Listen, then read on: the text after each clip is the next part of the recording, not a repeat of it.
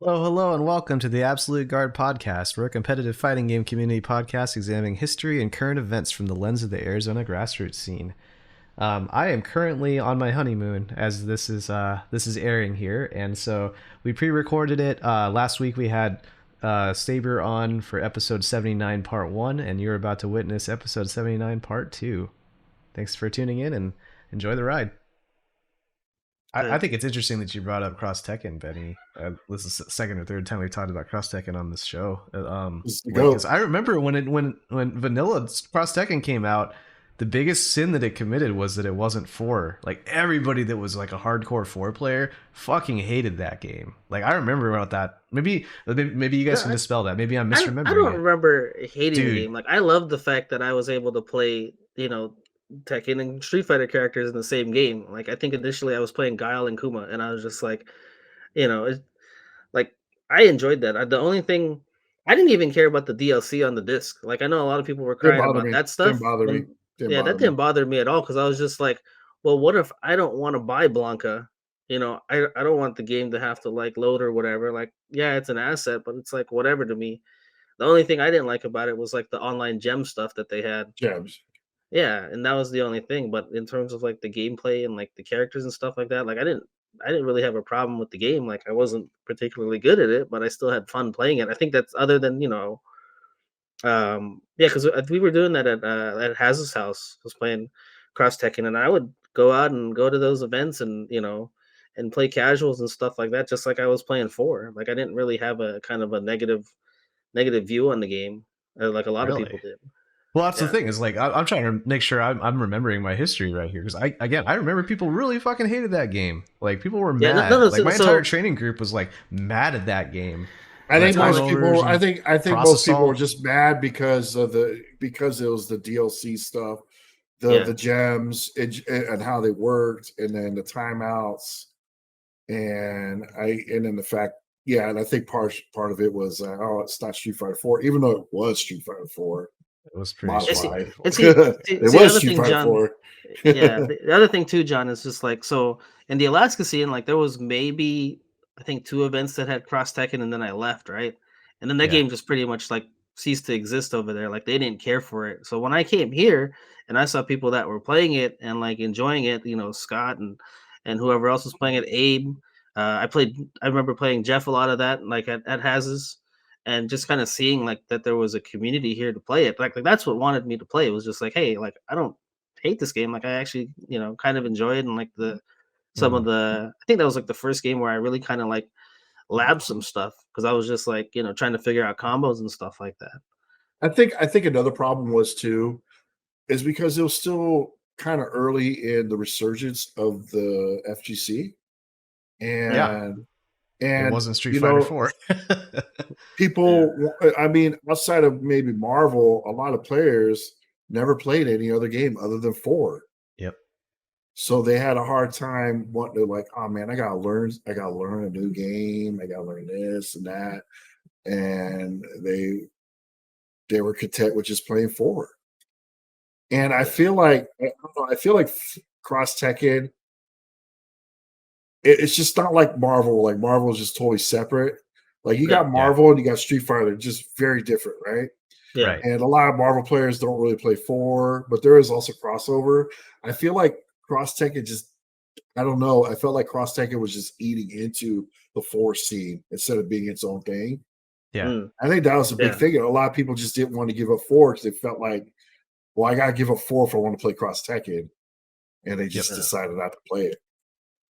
And I imagine the Tekken players were like, "This isn't even remotely like Tekken anyway." So I think that was bad. Right? Yeah, which sucks because, man, the Tekken characters were so awesome. Yeah, I thought they implemented them well. They were like super strong too. Yeah, did they play like Tekken? No, but man, their personalities—they had the best personalities. They played so awesome.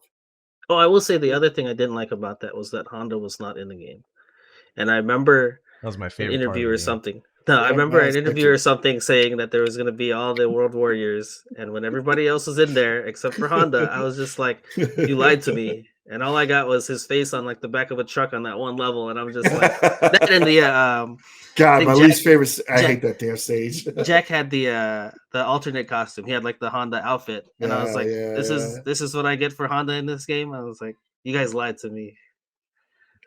I have this like fucking vendetta against people that are like, oh, they only need to put in Alex in the game, and then then they put Alex in the game in 5, and no one fucking plays him. And then, I think the same thing with Honda. I'm just like, everybody wants these characters, but nobody actually wants to play these characters. Bro. When 5 got announced, and then they announced Mika, and the internet lost their shit. I'm like, who the fuck cared about Mika?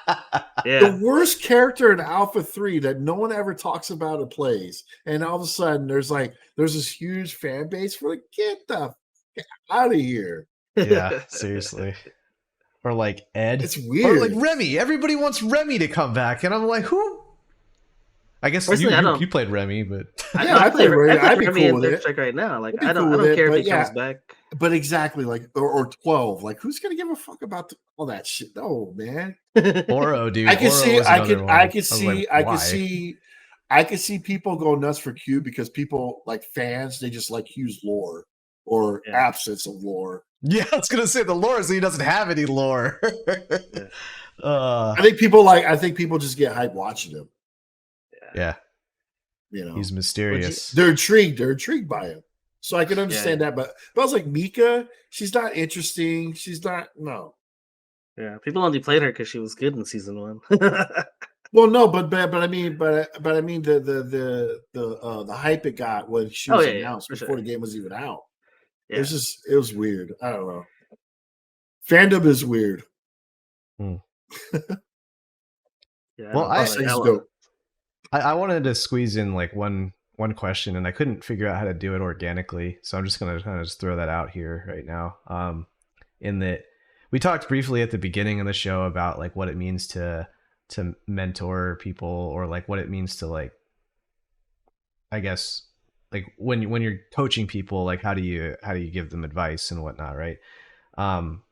And I wanted to see like how, I'm trying to think of how to best word this question.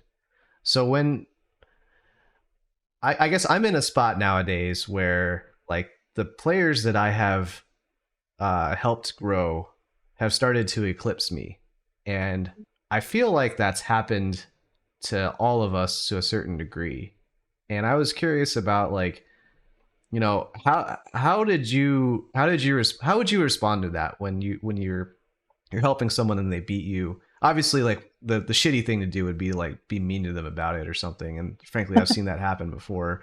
But like, are you encouraging about it? Do you feel more hungry to try to beat them, or do you hit a certain point where you're like, okay, I don't need to beat them anymore because I'm just proud of them? Like, how do you guys react when the person that you're mentoring is now better than you and they've taken what you've learned? Ultimately, go ahead, Benny. I was gonna say I've always been kind of in a weird spot when it came to like mentorship, because like, so like for me, like I've always seen like Nico was like my mentor in 4, right? In terms of like learning the psychological stuff, because we both played Honda, stuff like that, right? And then there was occasional other people like Scott or others that I would play, and like they would give me advice here and there, right? But then when it came for me to be like the mentor, like I'd have people that what's his name? Zach. He goes by Skeletor. He runs like the Casa Grande tournament that we've had recently. He played Honda, and he would reach out to me about stuff and how I would play. So for me, it was always the only people that I've mentored in the past were people that played my character. Same thing that happened in 5. Like there was, I forgot his name. There was somebody in the Discord or the AZ group that would reach out to me and be like, "Hey, how do I do this, or how do I do instant teleports or stuff with Sim, or because the other players like the Akita or the other people that played the characters, they weren't as open or available, right? I was the one that was available, so those would be like the people that I would say I kind of mentored. Like even then, it was more kind of just like general advice. So that's in the past, it's always been kind of weird. I think the biggest thing for me now is like I'm a mentor to my son learning 6, and that's been kind of a different feel for me because he doesn't play the character that I play. right? He's been wanting to play DJ, he's been wanting to play Geef, and then he's been wanting to play Ed. So for me, it's been more like personally, I don't think he's gonna surpass me, not in this game. Dang. I don't think that's gonna happen at all. But Asian dad, because I feel like at this point, like he's still kind of learning. Like I'm breaking a lot of bad habits, and in a good way, it's kind of helpful for me because I'm like, why are you playing this way? But in a way, I get to kind of shape like how he's gonna become better. Like I've got to break him of like the random DIs and the stuff like that because like he'll get into like a bad situation and then he'll just DI and I'm just like you can't do that. Like it might work like one or two times and then you're gonna run into somebody that's gonna catch on, right? The problem he had is that he dug himself a huge hole learning the game by going with Geef. I mean, I'm not to shit on Geef or anything, but it's just it's a very difficult route. And it's different. You're the things you gotta learn are so different. The psychological aspects are very different. That's the one thing I've told him because like I was like, if you want to play Geef, like you have to learn to condition people, and you gotta learn to kind of like you gotta really be on like your meaty game to stop people from jumping, and then like once you get that going, then you can start SPDing people. You can't just be like, all right, I'm gonna hit you one time and I'm gonna SPD because naturally everybody wants to jump, right? Mm-hmm. Yeah, that's why like a lot of times I'll be like, I'll ask him before a tournament, like, who you playing? And he's just like, I'm 100% Geef, and I'm like, okay. And then like I'll see him struggle, or I'll watch his matches when I can, and I'll just be like he'll do good in certain spots, but I find things that I can definitely coach him on. And then the times that he's played DJ, like there's definitely more basic kind of things that I can teach him in terms of like zoning or anti-airing. That's a lot easier. I mean, not as easy as like a Shoto or something like that, but like getting EX upkicks off is a lot easier to deal with getting somebody off of you than playing Geef, right? And trying to deal with or deal with jump ins and stuff like that. Okay. So sometimes the best coaching may be like, hey, you ever think that maybe the character is not for you? Yeah, that was a question I was going to ask you too, because like, whether you try and steer somebody towards like a certain character or work with what they like, because like part of me is like, I don't want to push him away from what he wants to play. Sure. But at the same time, like, I gotta tell him like the uphill climb that he's gonna have, just like you said, playing Geef. Like playing Geef is not easy. Like it's gonna like you're gonna hit a wall really hard once you get to a certain level where people like know how to deal with like all this shit. And that's when like you've got to like learn the whole kind of like psychological aspect of the game and stuff like that. Like, you're not gonna get away just playing, random running bear grabs and stuff like that. I feel like that's like a parenting thing though, and I say that as the one that's not a parent on this call compared to the two. Well, this is one of those things where like the kid's making a mistake, and you're like, I want to, you want to coach them through it essentially, and still support them while they make the mistake, so they can learn it themselves. That actually brings up a great point, because May, my middle child, like she's going to college right now, right?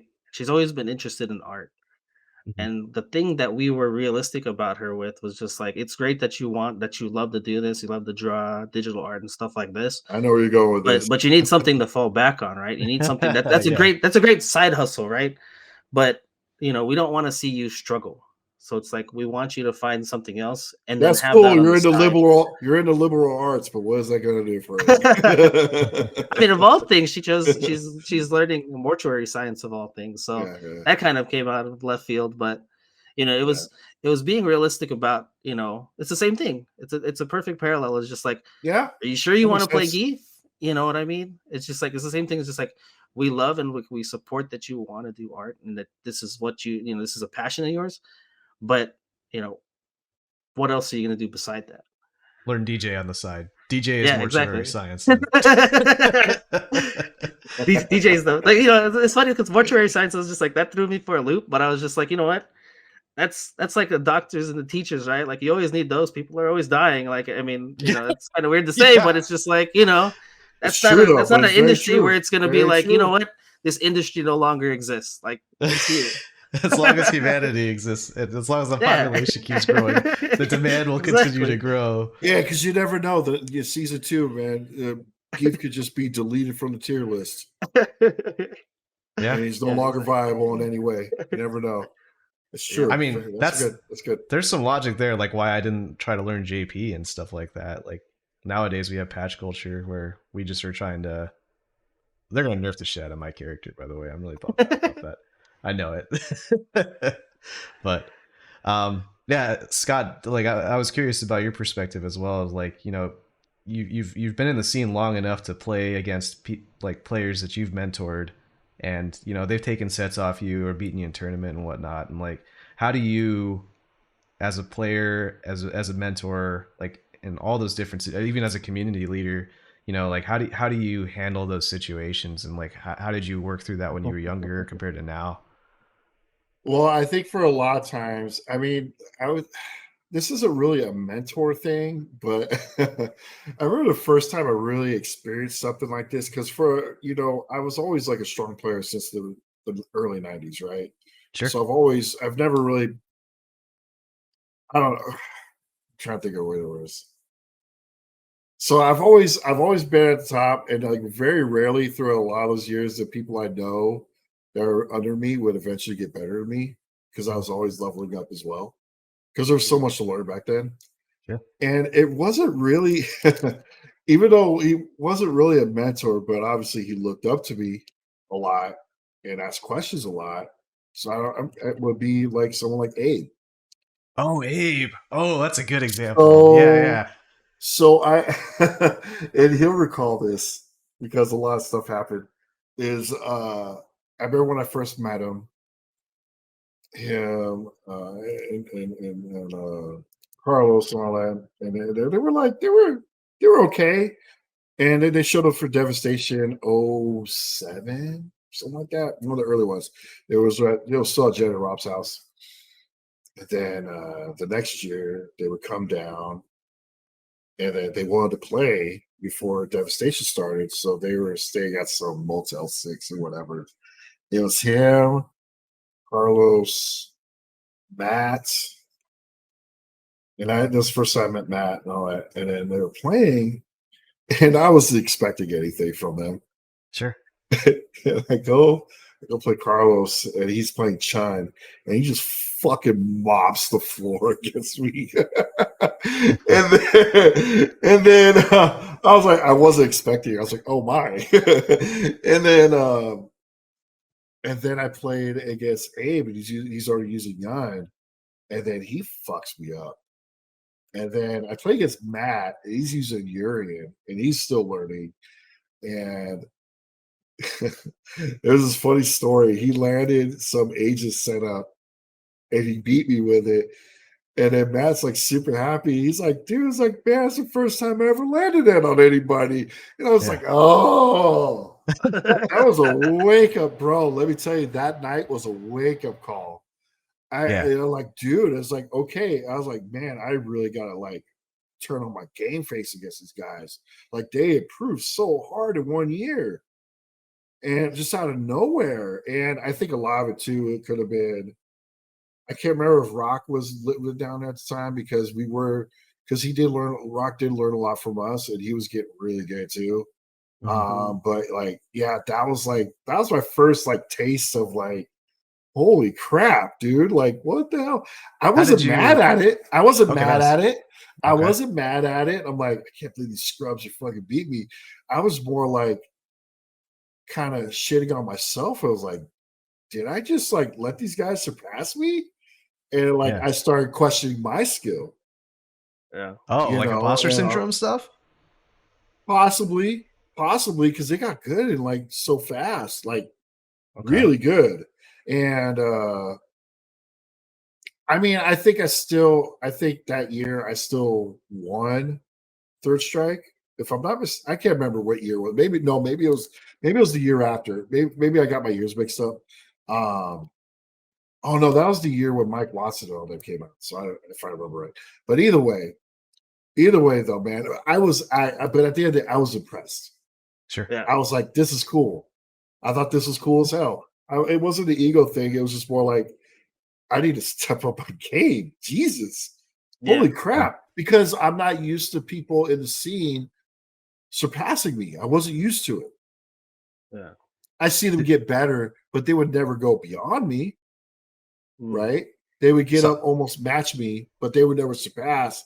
And that's where I felt like, damn, did someone just lane switch and just pass me up on the freeway, you know, and then I hadn't experienced anything like that until 4, and that was with Juicebox, and like me and Dan were dominating, and towards the end of Vanilla, Juicebox started hitting because we were always playing with each other, and he eventually, he just learned so much. The dude was like a sponge, and he got really good. And that's when I took him, like, hey, we're going to go specialist. I remember the first time he went down to SoCal, I told Alex about him. I was like, hey, watch out for my guy here. He's coming into town for one of your House of Cicada tournaments. And he did really well. He was dominating in casuals. And then I was like, dude, it's like, that's our future right there. He's coming up. It's one of my up and comers right here. And he impressed. I took him to Specialist 3 with me. And then I remember he had another tournament. What was that? It was one of the first level up tournaments. And I still remember he got top. I think Combo Feed won, but he got like top 3, top 4. It was a stacked tournament. And I remember I was super hyped. That was when we were all working on Super at the time for the strategy guide. And I remember I was in the crowd, and he I can't remember who he destroyed in top 8. And I remember I was like up, I was getting all hype. I was like, yeah. And I remember Vi had a picture of that, of me doing that in the background, and used it as his banner on the website. Oh, and okay. Because I was super happy for him. He was better than me at that point, and I was super happy. So it's a sense of pride then as well. Like you took him under your wing. Absolutely. It was a pride thing, because I not only it's like, I don't do I like being like the best, and do I pride myself on that? Sure, but I really I want my scene to kick ass, and that's really what it comes down to. It's scene pride. And I wanted to see people step up. And then, we go into Super. And then, John, you started kicking some ass. You really came along, and did amazing. It was the same thing with Marvel. What happened to Marvel 3? I was killing all you guys. I remember that one day I went over to your house and we were playing. I was playing that new Virgil team with Zero. I was playing Zero May Cry for the first time and showing you a bunch of that stuff. And I was like, wow, I get to play with Scott. This is crazy. But I remember for that first 6 months or whatever, it was like, man, I'm fucking you guys up. You were with Taskmaster stuff, Nishenko, right? Yeah, and then I remember going, I think we went to Arcade in the Box, and then Armando was kind of like wishy-washy. Like, he didn't know if he wanted to keep playing Marvel or he wanted to play Street Fighter. I knew he was going to be a Marvel head because he was playing Seth. He switched from Abel to Seth in Street Fighter. And he told me, I was like, how come you're not playing Abel anymore? It's like, I don't want to play footsies. I want to go in and mix you up. I was like, so you're a Marvel player. And then that's when I knew that he was going to be a Marvel player from there on out. And which is what it was.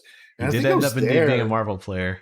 And I think it was there. I think it was there when he finally beat me. And I was like, good shit. It was in grand finals, I think. And then I remember you beating me and then him beating me. I think it was at a UAT tournament. I think you and Armando beat me. And then that's when you guys, I think that was like the turning point right there. And then we got that one dude. What was that one dude that showed up for a little bit? That other Shima player. They ended up moving to Mexico. From Mexico? Yeah, Hagar, he was. Yeah, the Hagar Shima player. Shima. Yeah, I forget his name. But he came in and kind of did some work, and it was did some work early Ultimate, yeah. But then we started figuring him out later on, because I remember. I don't know. I remember an Arcade the Box meeting him, got top 2 or whatever in early Ultimate, but I think it was at the UAT tournament. Like, you beat me and Armando beat me. And that was I feel like that was the turning point. And then Sean was starting to do better. Sean Benner, he was doing better forward. And then that's where I was like, this is cool. But at the same time, I'm not using this as an excuse or anything. that was also when Cross Tekken was also coming out, and I was you went. That's when you got sponsored by PDP and everything. And I was playing so many games. I was also playing so many games, you know. Yeah. And I was still trying to play a little Third Strike here and there, and I think I was starting to spread myself too thin into this new FGC era where it's harder to play multiple games. Like it was so easy for me to go play multiple games back then. I remember the arcade. I go play Exit vs Street Fighter and get on like a 30-game win streak. All right, I lost. All right, I'm going to go to MK4 cabinet and go run a win streak over there. All right, down there, I'm going to go over to the Tekken 3 cabinet and run a streak. And then I'm going to go over there and run a streak. I just cycle through my games. Yeah. And I could do that. I'm like, it was, you know, that's when Cross Tekken really came out. I was like, I don't think I could do that anymore. These guys are getting really good. You know, I have to start respecting them now. You know, and you talked about this SoCal tournament that you went to with Juicebox. I was trying to look stuff up, and this one's from February 10th, so that would have been like late vanilla, like right before Super. But that was from Specialist 3. It was in a house. Does that sound about right? Because like I'm looking at the results. Yeah, I don't see the name of it, but it's posted on the old SRK forums. Like it's in the archives. And we didn't. Our team as a whole didn't do that great. We only ended up beating one. It was 8 teams. And I think we only beat the Inland. Was it the Inland Empire team? It was one of the SoCal teams. That was the one where Dorian was your third, right? If I recall correctly. We had 5 people. It was me, Dorian. Oh, that was SNK. A team thing? Yeah, it was me, Dorian, SNK, Dan, and Juicebox. Unfortunately, and you know, and I think a lot of it had to do with travel. We literally left in the morning, played that whole day, and drove straight back. We were tired. I remember halfway through, I had to kick some ibuprofen and a emergency drink, you know, one of those emergencies, because I had a bad headache halfway through, and I had to perform. I killed that whole week. I killed that day, man. I was slaying. Unfortunately, everyone else was like a little off. Everyone else was struggling, but I also had the most experience playing outside the city, you know. And I think that had a lot to do with it. Dan, he's not used to playing outside of Phoenix. You know, Dorian, you know, Dorian does his own thing when he plays. Juicebox, I was expected to kill. Even he didn't do very well. He was struggling hard. SNK didn't do very well. I think I won. I think I won like 13 games and lost 7. You know, because we lost to 7 teams. So. Oh, okay. Yeah, we lost to 6 teams. No, 6. We lost to six teams. 7 teams. Yeah. Yeah. Okay. So this was something different then, because this one has like Justin Wong winning using, I guess, Cammy Rufus and then combo. Okay, that might have been. Yeah. Was it did it look like an event with a stage and everything? No, I'm not even seeing pictures. It says SoCal Level Up tournament results, and it says February 2010, and then Justin Wong, Combo Fiend, Ricky Ortiz, Shiza, Juicebox, Mike Ross. Yeah, KDK. that's the one where I'm like, yeah. Okay, so that is the event. That was one of the first Level Up tournaments. If I recall. They had just founded it because was it? It was over in Xinjiang. Yeah. Yeah, they found that. I remember beating Richard Nguyen there. I lost to Online Tony by like a pixel, and then I lost to Online Tony Pyro. Yeah, up in NorCal, lost to his Blanca. Every time he does the stomps, Online Tony. yeah. Dude, it was a close match, dude. I love Tony. I love that guy. But to go back to that team battle thing too, I don't think I ever talked to you about that one, Scott, but like that was one of the first streams that Arizona was like represented in out of state. Because Vi had no intention of having out of state because it was still the scene was still considered. Well, the only good areas is California, New York, and maybe Texas. Yeah. And I remember like that united our entire scene back home when we were just watching like on the edge of our seats and how our guys would do. And I remember like, because my group at that time was like Louis and Reese and Zane, and we were playing regularly as well, but we couldn't match you guys. You guys were the tier above us in the boot camps and just in general. Mm-hmm.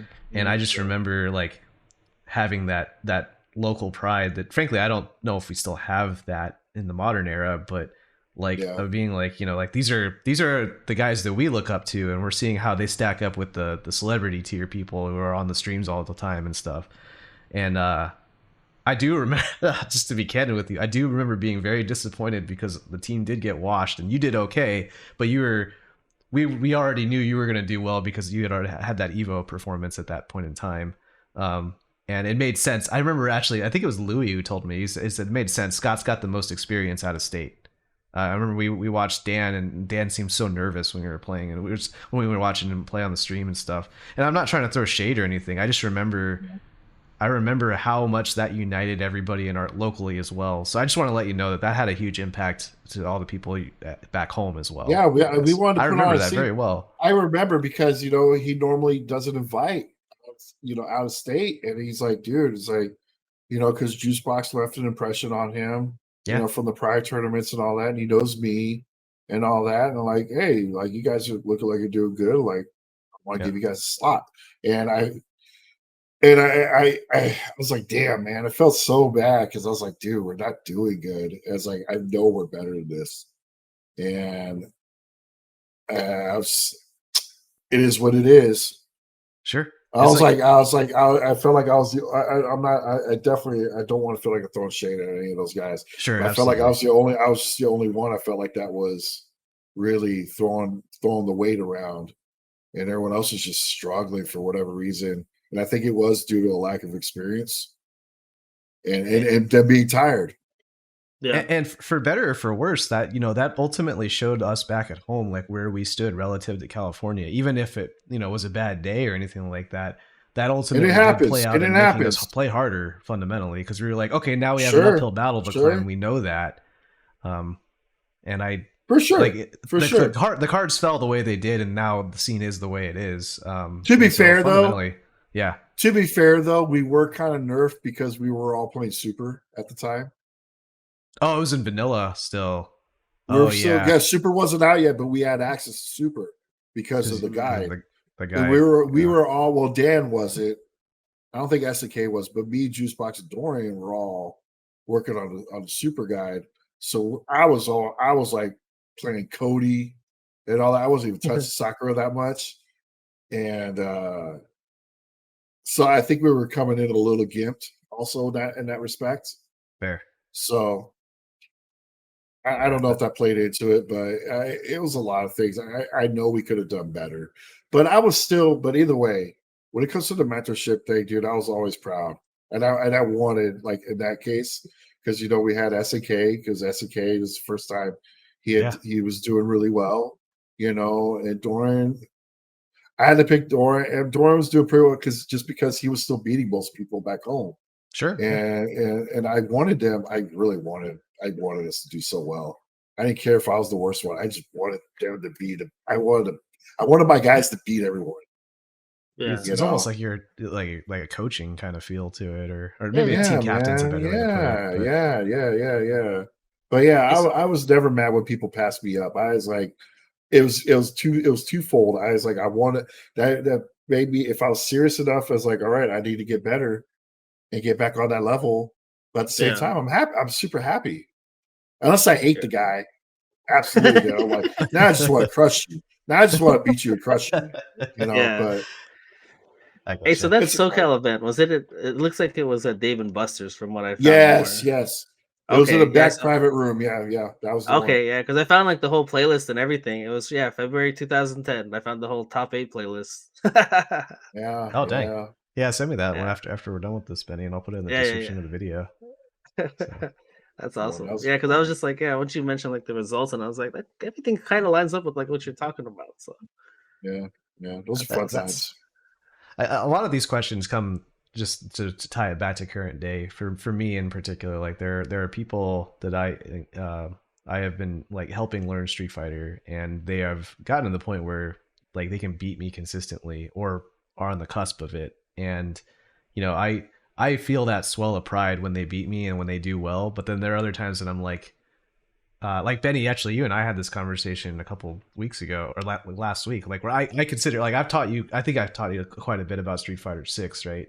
And there are times when I feel like I have unrealistic standards for you, because like I gave you that big pep talk about your the AK ran back. I recognize you're in a completely different part of your life. I'm not your mentor by any means, but like I do feel that sense of pride where I'm like, Benny, you can beat everybody in the AK ran bat.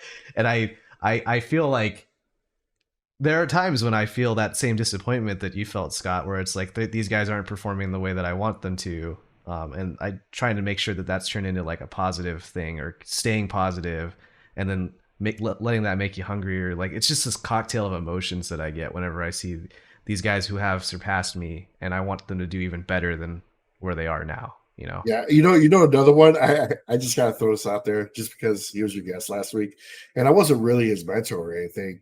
But Isaac, yeah. I thought it was so funny because when he came in the scene and you come up to Phoenix with the Tucson guys, just out of nowhere, and I remember he would always talk to me, and he would just have this notepad, Yep, and he would just take notes, and I'd never seen anyone doing that, and I always thought that was like I made fun of him for it, but at the same time, I thought it was interesting, and man, I tell you what, talk about a player that got good really quick.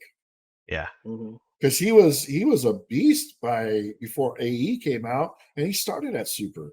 Yep, he didn't start with vanilla like everybody else did. Yeah, so he got around like, and I was like, you know what? I may have been laughing at his note taking and all that stuff, but man, I mean, it worked. Yeah. It worked. I'm like, that boy learned quick. Yeah, he really did. He learned quick. I was really impressed. I was super impressed. And so again, I don't take it personal or get mad at it. It's not an ego thing. I think it's super interesting how fast some people can learn or what they're giving us information. What do they do with it? Sure. Yeah. And I think it's cool as hell. Do you feel like compelled to try to match pace with people nowadays? Like some of the younger players, like Chase is a good example, right? Where he's several generations removed from the fighting game scene compared to your generation. Just be candid there. Do you feel compelled to like give him a bigger challenge, or like are you hungry to like hang with the young kids anymore, or like what's your relationship there with them? I'm not that hungry anymore, just because, well, for one, it's hard for me to even go to these damn tournaments or even compete in any of them because of scheduling. But that kind of kills it a lot for me.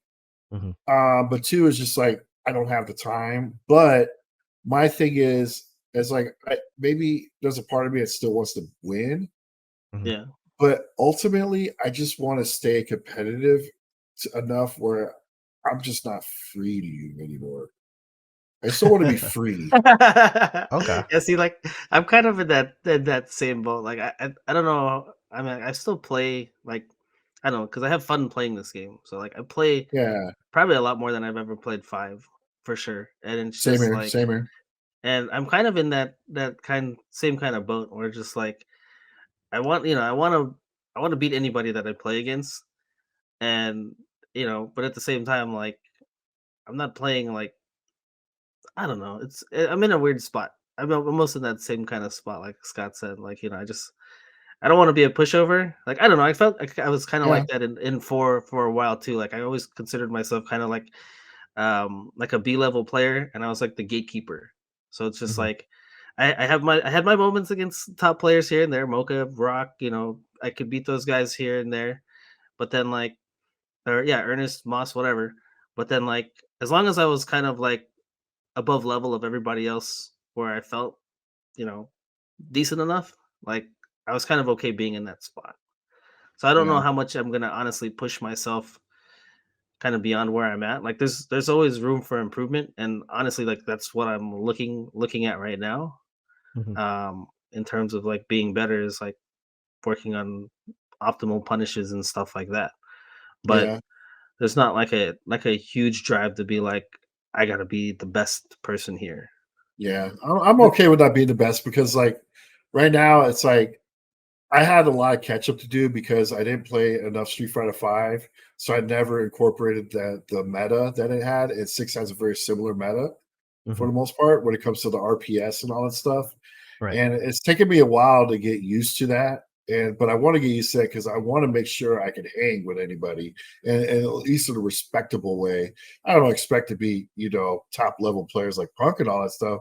I at least want to try to give like a decent match. But Yeah. like, I want to be able to like locally give everyone. I don't want to be a pushover. I don't ever want to be a pushover. No. I think the tricky part about it is like a couple episodes ago we did a kind of a riff on Daigo's book of like the will to keep winning, right? And what it meant to be the best and to continuously stay on top. But I think that mentality also applies to when you don't set your sights to be the top of the list. And like Benny, like say you want to continue to be a top 3 player in your AK Ranbat, right?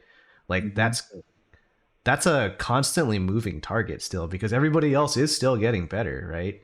And so whether you feel like you're setting your sights lower or not, like you still ultimately are like getting having better. to put in. You still have to put in the time to get better in order to keep up and keep with that standard that you're setting, even if it's not like top tier. Yeah. Yeah. So I'm curious about like what your guys' future will look like with the game. My own future at the game is in question at this point as well. Well, but I could tell you right now. For me, this shit's in my blood. I'm never gonna stop playing. Yeah. Never.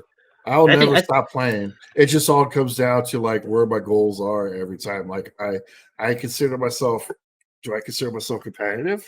Sure, but I consider myself more casual competitive. Yeah. I kind of see myself the same way. Like I don't have like I've been trying to make more offline events this year than I did in the past, and I have like I think I made I don't know 4 or 5 events offline, and I don't know. It's more like yeah, that's kind of a good way to put it. Just casual competitive. Like I still want to play, I still want to improve, and like honestly, like with the enjoyment that I get out of 6, like I think I'll still play it in some capacity, as whatever versions come out in the next few years. Like I don't think I'm going to drop it like I did 5 because like 5 was like it was kind of a weird crossroads with Evo and everything, right? Because like the 5 like I felt like, I was transitioning to playing a different character, complete opposite side of the spectrum, right? From going from Honda to Sim, right? And then go to that first Evo with like the 5,000 competitors. That's like the first time I get out of pools. I'm hyped up and everything. I feel great. I go to 2017. I think I lost in like losers final of my pool or whatever. And like I was hyped up to keep playing, right? And then Evo changed everything and was like, hey, we're gonna move into August.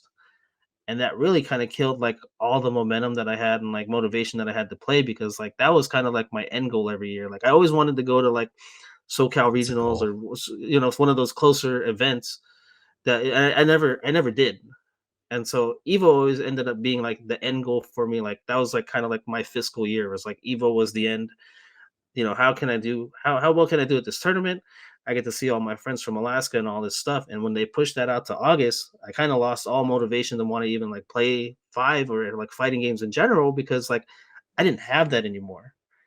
And now like maybe it's because of the net code's so great and the game in general, I have a lot more fun playing it than I did 5. So I can see Yeah. myself playing this more despite not going to Evo. Like I haven't been to Evo since 2017. So yeah, I think it was since 2017. So it's just like, I can still see myself playing this game because now I'm in kind of a different space and like that's not as important to me. Okay. Now Do you think that? I will say though, if I had access at time to go to more tournaments, like even just locally, or Mhm. attend, or even the online ones, because all the good ones I can't do, my mentality might completely change. Yeah. I might get a bug and be like, man, all right, I'm putting in more work. I'm gonna Yeah. actually go in training mode and do some serious labbing, But right now I don't. I just play. I don't Yeah. really go Sure. on the lab except for like little things because I'm not motivated to go that deep, Yeah. right? I don't really go in the lab. For me, it's just more like I get all my information from Discords or people Yeah, on yeah, Twitter yeah. posting stuff, and I'm just trying to like emulate like what they're doing. So it's just like that's the extent of me being in training mode nowadays. Is just like, okay, well, how consistently can I get this combo down and incorporate this into my game? Like I'm not really researching anything or learning setups. Like there's tons of people that are doing that shit already, so I don't have to. I feel like we're talking about like almost two different kinds of goals here. Where like, Scott, you're talking about like the big competitive bang goal where like you might get that bug and you might place high one of these in a random tournament or something and be like, I want to get back up there more consistently. And then Benny, you're talking about like in terms of like micro based goals where it's like I have this new thing I want to practice and I want to incorporate in my game plan. You have a list. I think you've told me in advance. You're like, add it to the list. Add it to the list, and you'll right. So the list is essentially your goal, and it's just incremental progress, So it's exactly. There's not like I want to win. Obviously, like if I go to a tournament, like the objective is like I want to do as best as I can, right? But it's like I don't have that kind of.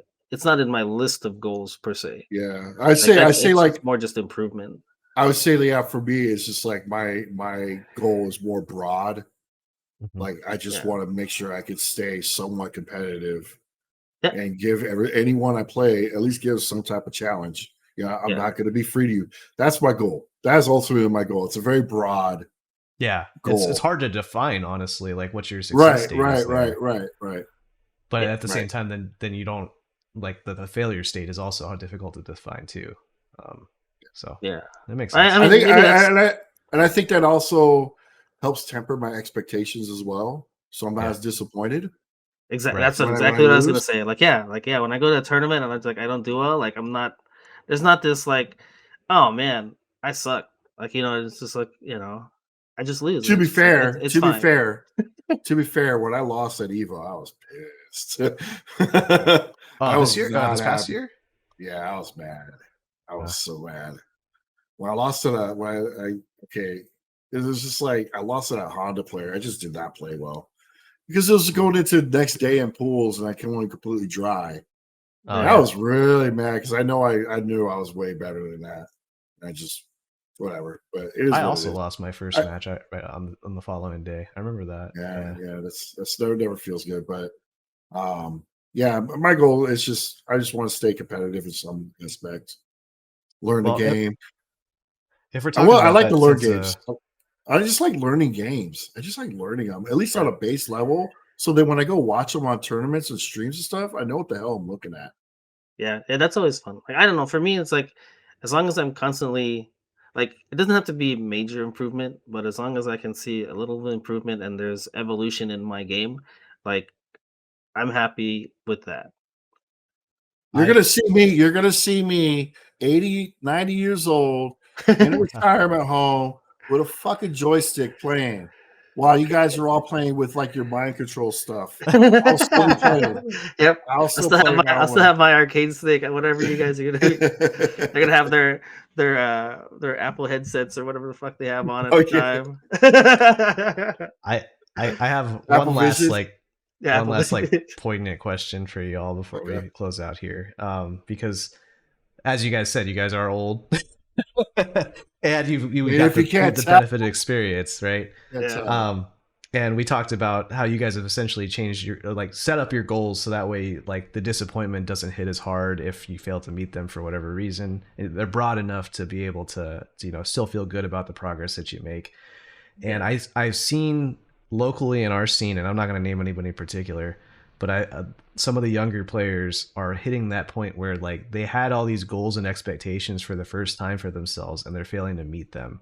And I was curious if you guys, I guarantee that you guys have had instances where you didn't perform the way you wanted to, and you just that real like sense of failure. We talked about some instances of that on the show. What would be like what would be advice that you guys would give to those newer players that are facing disappointment and discouragement for the first time in these games? Ooh, man, for me, I mean, it's just they need to learn to analyze the matches and find out what did you lose to. You have to go back and look at it. Like whenever I would be in a tournament, say like whether it be our local Rambats or whatever back in the day, and I lose, I go back and look at my VODs. I look at all my matches. But it hurts though, right? When you go back and look at it? I watch them all and I'm just like, I did. Yeah. I remember specifically, I remember SCR 2018 when they had the Alpha 3 thing, right? Because the collection came out. And then I remember losing horribly to Ver. I mean, don't get me wrong. I mean, he's the Alpha 3 god. I didn't expect to beat him, but the fashion that I lost was embarrassing to me. And I'm just like, what did I do?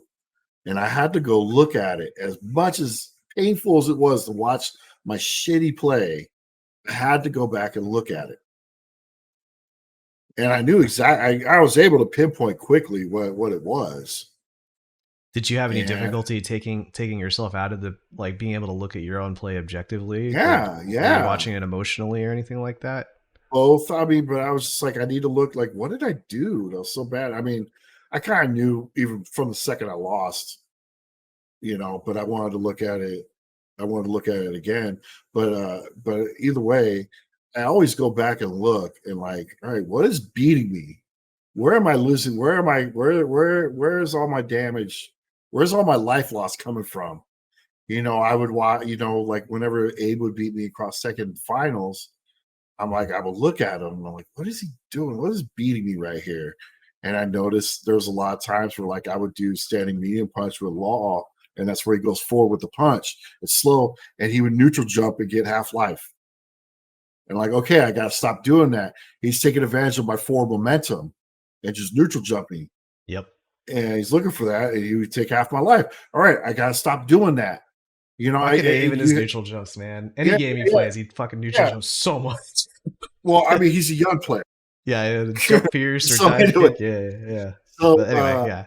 So yeah, it's just, you have to go and analyze and then understand. Go in the lab if you gotta look, or like, what's the things that you kept getting hit by, and try to figure out something, and then practice, play more. You got to play more. Find other players that play that character and play them more. It's a grind. It's just, at the end of the day, it's a grind. And you just have to analyze your loss. Maybe go in training mode. You got to cut through that pain, though, right? And it's tough watching the loss, I think. You have to be real with yourself and just not be like, I lost because that guy's a scrub. No. Yeah. No, you got to take all that out. Take all that emotion out and think logically. Yeah. Right? Look at your matches. Think about how you lost. If you're not sure, ask questions. Hey, I'm having a hard time figuring out how I lost this match. Like, I'm having a hard time figuring out where their win condition was or whatever. And can you help me out? Like, what could I have done better? Like, was this the right choice? And, like, sometimes people have a hard time finding, because sometimes they do have technically the right choice. It just didn't work in that scenario or whatever.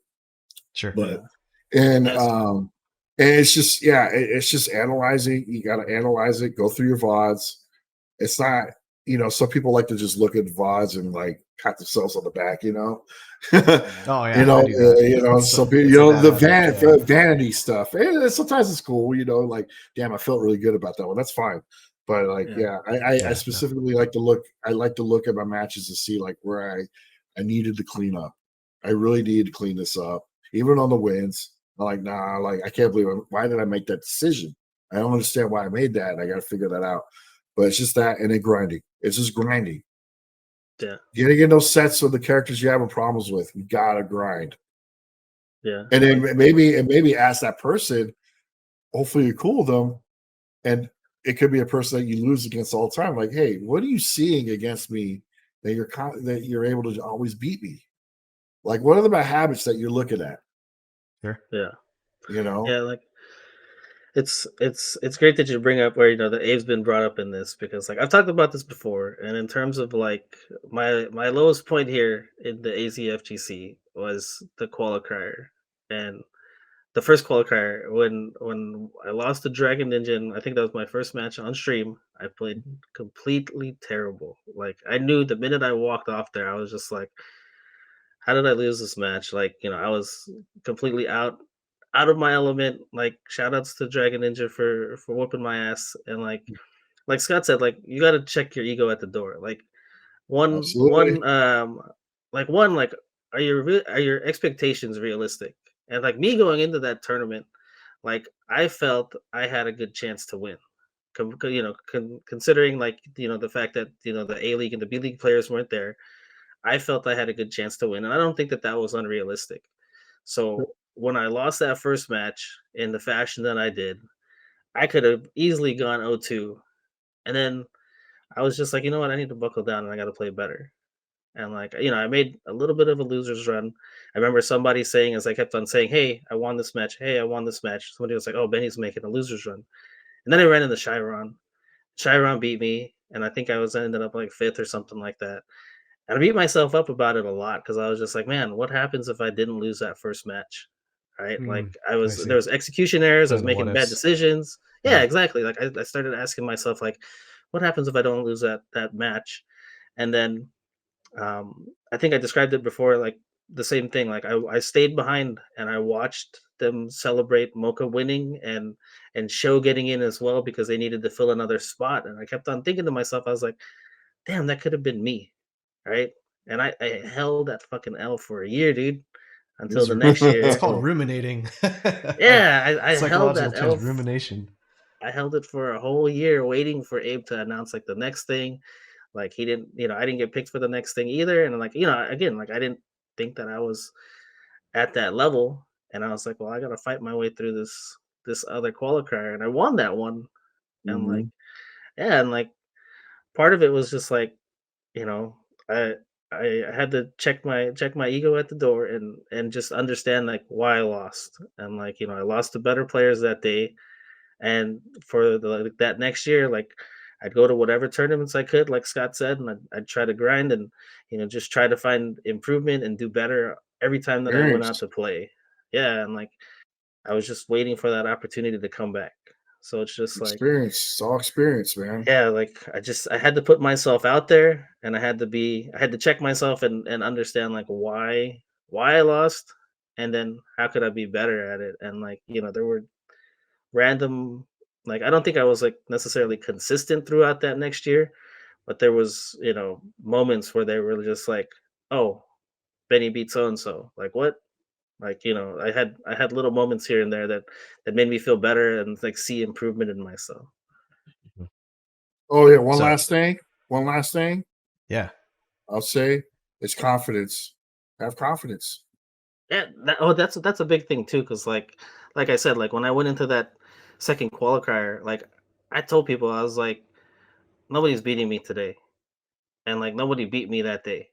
And like I see that a lot in terms of like people looking at brackets and stuff like that, and they're like, oh man, I gotta play so and so.